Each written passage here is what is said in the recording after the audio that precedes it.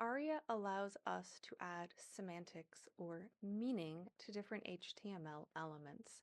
This is great when we want to build more complex elements, such as tab groups. The second rule of ARIA is don't change native semantics unless you absolutely have to.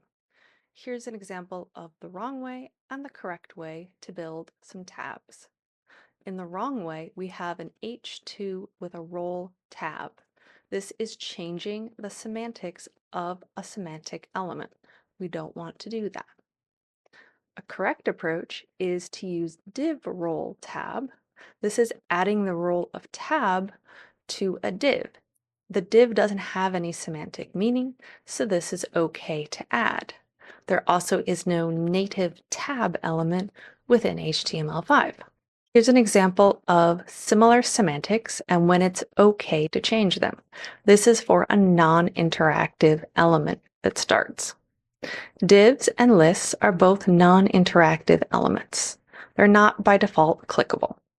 So here we have div role tab, and we can also use a list item role tab. Both of those are acceptable.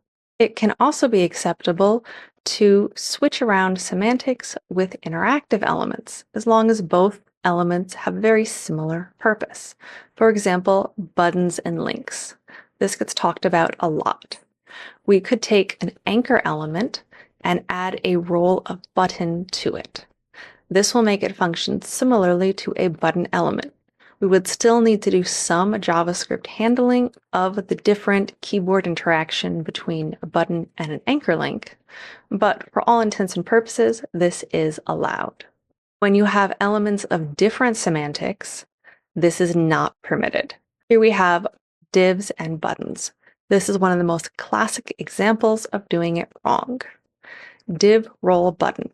We are taking a non-interactive element and trying to turn it into an interactive element.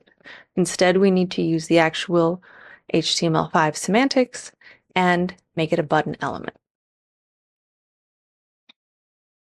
I hope you found this video useful. If you did, please give it a like and subscribe to the channel, and follow us for more tips on accessibility.